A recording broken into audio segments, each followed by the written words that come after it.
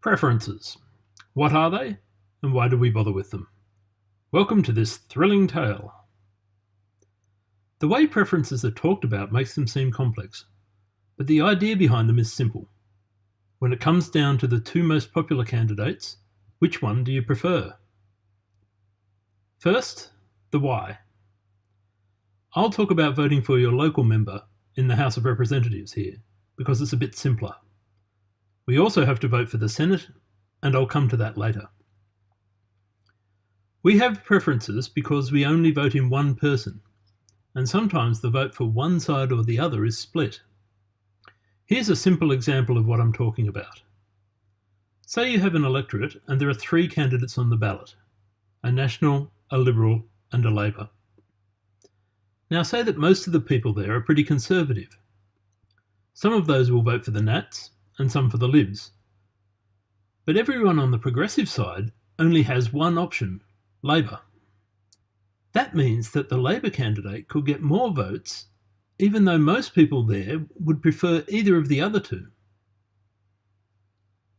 For example, if the Liberal hadn't run, the National would have won the seat, but because they did, and without preferences, Labor wins. By using preferences, the candidate that most people actually preferred gets in. The same thing can happen the other way too, say with Labor and a Green splitting the progressive vote and allowing a Liberal to win. Who wins the seat shouldn't come down to which other parties decide to run. So that's why we have them, and they're actually a pretty good idea. But if you listen to the way the parties talk about them, you'd think that they're all worked out in advance. They're not. Each voter can use their preferences however they want. When you hear the media talking about preference deals, that's just for the how to vote cards, the things that those annoying people shove in your face while you're trying to get to the booth or find the Leamington stall on election day. Those cards are just how each party wants you to vote. But you can put the candidates in any order you want. Lots of people actually like those how to vote cards, and one of the main reasons is that there are often people on the ballot who they've never heard of. How are you meant to know whether to put Rhonda Smedley from the Sun-Ripened Warm Tomato Party ahead of independent Barry Smithers? You don't even know who they are or what they stand for.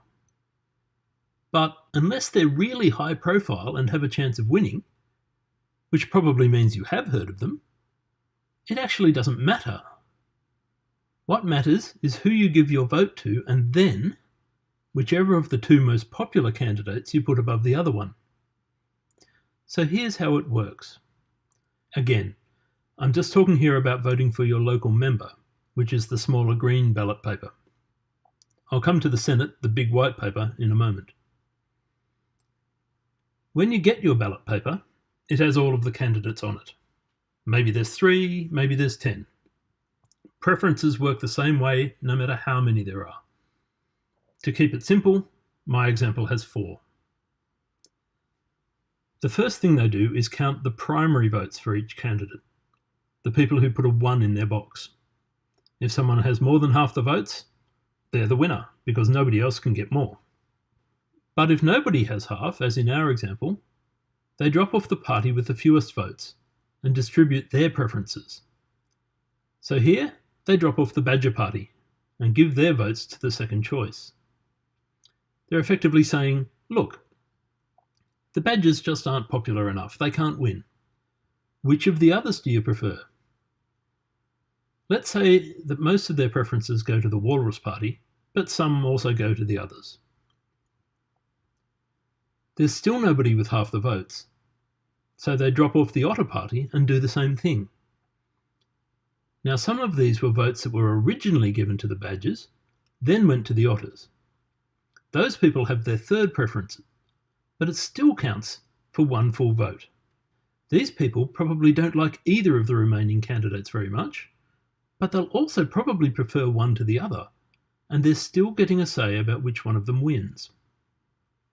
In our example, the Penguin Party wins, even though the Walruses received more primary votes. They won on preferences.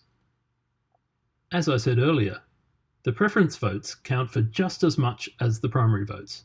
It's not half a vote or something, it's a full vote.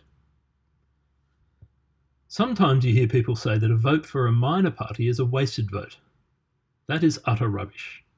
It counts just as much as a vote for the majors and has the extra advantage of boosting the party you like and letting the major parties know what you care about. Plus, parties are actually given money for each vote they receive. It's weird but true. So if you like the policies of a smaller party, voting for them first will help them grow and reach more people next time. Maybe one day they'll be able to win seats and, thanks to preferences, your vote will never be wasted. So that's how preferences work for the House of Reps.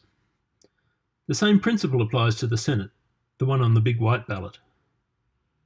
Preferences in the Senate are more complex because the whole state uses the same ballot to vote in 6 senators.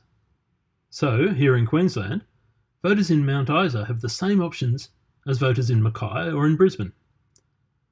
When we need 6 winners instead of 1, it becomes more complex, but the preferences work the same way. You vote for the candidates you like, in the order you prefer them. The take-home message is to vote for whoever you like most. If that's one of the big parties, great. If it's not, don't let anyone tell you that your vote won't count. It will.